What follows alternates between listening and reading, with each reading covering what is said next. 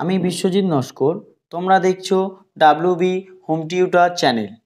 যারা তোমরা এবছর 2024-এ মাধ্যমিক পরীক্ষা দেবে তাদের জন্য আমি বাংলায় 2টি অধ্যায় থেকে অর্থাৎ জ্ঞানচক্ষু এবং বহুরূপী কিছু গুরুত্বপূর্ণ প্রশ্ন 3 নম্বরের ও 5 নম্বরের প্রশ্ন নিয়ে আলোচনা করব। দেখো, তোমাদের পরীক্ষা চলে এসেছে। এবার তোমাদের এই দুটো অধ্যায় থেকে কি প্রশ্ন খুবই গুরুত্বপূর্ণভাবে করতে হবে সেগুলো একটু তোমাদের নিয়ে আলোচনা করি। দেখো, আমি প্রথম প্রশ্ন দিয়েছি, কথাটা শুনে তপনের চোখ মার্বেল হয়ে গেল। কোন কথা শুনে কেন তপনের চোখ মার্বেল হয়ে গেল? এই প্রশ্নটা তোমরা কিন্তু করে রাখবে। এটা হচ্ছে প্রশ্নের মান 3-এর জন্য।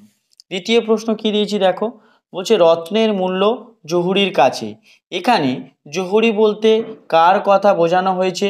কথাটির তাৎপর্য বিশ্লেষণ করো। তৃতীয় প্রশ্ন কি দিয়েছি, মেশোর উপযুক্ত কাজ হবে সেটা।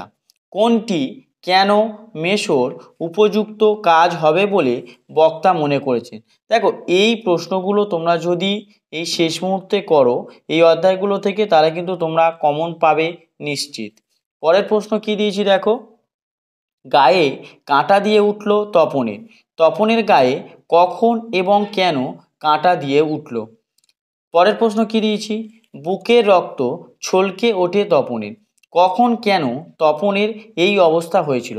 তোমরা যদি প্রশ্নের মান 3 থেকে এই 5টি প্রশ্ন এই অধ্যায়ের জন্য করো, তাহলে আর তোমাদের অন্য কোনো প্রশ্ন করার প্রয়োজন হবে না। আশা করব এই 5টি প্রশ্নের মধ্যে থেকেই প্রশ্ন চলে আসবে। দেখো, প্রশ্নের মান 5-এ কি দিয়েছি, মাত্র 4টি প্রশ্ন দিয়েছি।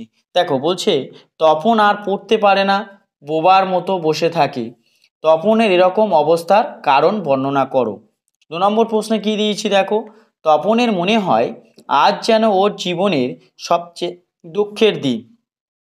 বলছে তপনের এই মনে হওয়ার কারণ গল্পের কাহিনী অবলম্বনে আলোচনা করো। তোমরা প্রত্যেকেই জ্ঞানচক্ষু গল্পটা কম বেশি পড়েছো।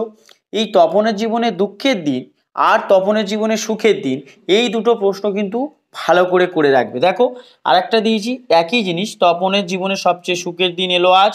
কোন দিনটির কথা বলা হয়েছে? দিনটি সম্পর্কে এই উচ্ছ্বাসের কারণ লেখো। তাহলে কি হলো, একটা তপনের জীবনে দুঃখের দিন, একটা দিলাম কি সুখের দিন। আর একটা প্রশ্ন যেটা সর্বশেষ প্রশ্ন দিয়েছি সেটা হচ্ছে তপনের চরিত্র। দেখো, এই 4টে প্রশ্ন যদি 5 নম্বরের জন্য তোমরা তৈরি করো, তাহলে কিন্তু তোমাদের আর এক্সট্রা প্রশ্ন পড়তে হবে না। এই 5টি প্রশ্ন এবছর 2024-এ মাধ্যমিক পরীক্ষার জন্য খুবই গুরুত্বপূর্ণ প্রশ্ন। এবার আসি পরের অধ্যায়।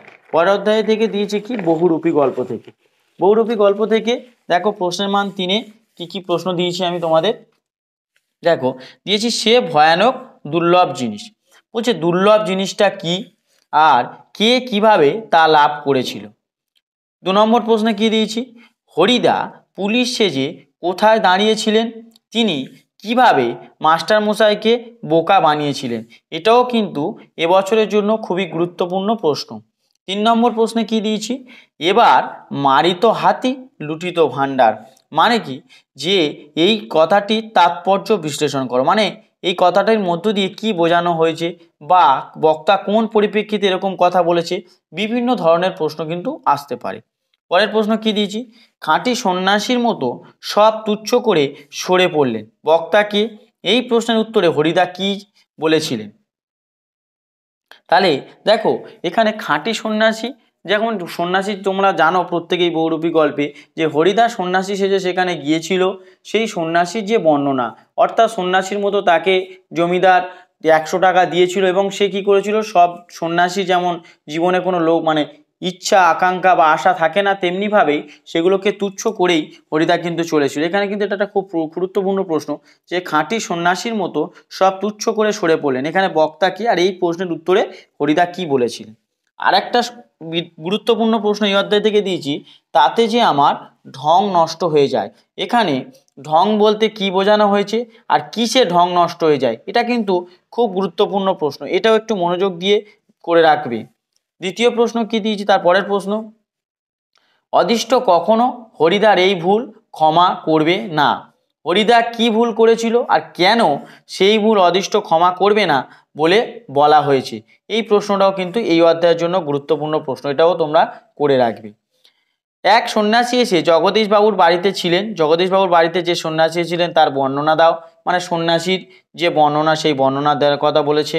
পরের একটা প্রশ্ন দিচ্ছি, বড় চমৎকার আজকের এই সন্ধ্যার চেহারা, মানে সন্ধ্যার সৌন্দর্য, এটা তোমরা করে রাখলে করে রাখতে পারো, এটা না করলেও চলবে, অসুবিধা নেই। এবার গল্প শুনে খুব গম্ভীর হয়ে গেলেন হরিদা। হরিদা কে ছিলেন, কোন গল্প শুনে হরিদা গম্ভীর হয়ে গিয়েছিলেন? আরেকটা প্রশ্ন দিয়েছি, তবে কিছু উপদেশ শুনিয়ে যান, বক্তা কে আর কি উপদেশ শুনিয়েছিলেন, এই প্রশ্নটা কিন্তু তোমরা করে রাখবে। আর এই অধ্যায় থেকে একটা প্রশ্ন দিয়েছি, সেই প্রশ্নটা হচ্ছে, আপনি কি ভগবানের চেয়েও বড়? কাকে এ কথা বলা হয়েছে, এ কথা বলার কারণ কি? এই প্রশ্নটা কিন্তু তোমরা এই অধ্যায় থেকে ভালো করে তৈরি করে রাখবে। আমি বারবার বলছি, যেহেতু পরীক্ষা খুব তাড়াতাড়ি চলে এসেছে, তাই দেখো আমি কয়েকটা অধ্যায় থেকে গুরুত্বপূর্ণ প্রশ্ন আমি তোমাদেরকে দিলাম, দুটো অধ্যায় থেকে। তোমরা যদি বলো তাহলে পরের অধ্যায়গুলো থেকে আমি আরও গুরুত্বপূর্ণ প্রশ্নগুলো তোমাদেরকে আমি দিয়ে দেব। শেষ মুহূর্তে যেহেতু তোমাদের পরীক্ষা আসন্ন, সেক্ষেত্রে তোমরা এই প্রশ্নগুলো একটু মনোযোগ দিয়ে করো, তাহলে দেখবে আশা করব তোমাদের প্রশ্ন কমন আসবে। দেখো তারপরে প্রশ্নের মান 5-এ কি দিয়েছি, জগদীশবাবুর বাড়িতে বিরাগী সেজে যাওয়ার পর যে ঘটনা ঘটেছিল তা বর্ণনা করো। মানে কে বিরাগী সেজে গিয়েছিল তোমরা জানো প্রত্যেকেই, হরিদা। তারপরে যে ঘটনা ঘটেছিল তার বর্ণনা কিন্তু এখানে দিতে বলেছে। পরের প্রশ্ন কি দিয়েছি, খুব গুরুত্বপূর্ণ প্রশ্ন, এই প্রশ্নটা কিন্তু তোমরা ভালো করে করবে। হরিদার জীবনে সত্যি একটা নাটকীয় বৈচিত্র্য আছে, হরিদার জীবনে যে নাটকীয় বৈচিত্র্যের যে পরিচয় পাওয়া যায় তার সংক্ষেপে লেখো। এই প্রশ্নটা কিন্তু তোমরা খুব ভালো করে এই অধ্যায় থেকে তৈরি করবে। আর একটা দিয়েছি কি, হরিদার চরিত্র। তোমরা হরিদার চরিত্রটা অপশনাল, তোমরা হরিদার চরিত্র চাইলে করতে পারো, না করতে, কিন্তু এই প্রশ্নটা কিন্তু এবছরের জন্য খুবই গুরুত্বপূর্ণ প্রশ্ন, যে হরিদার জীবনে সত্যি একটা নাটকীয় বৈচিত্র্য আছে, এই হরিদার জীবনে নাটকীয় বৈচিত্র্যটার যে পরিচয় পাওয়া যায় তার সংক্ষেপে আলোচনা করো।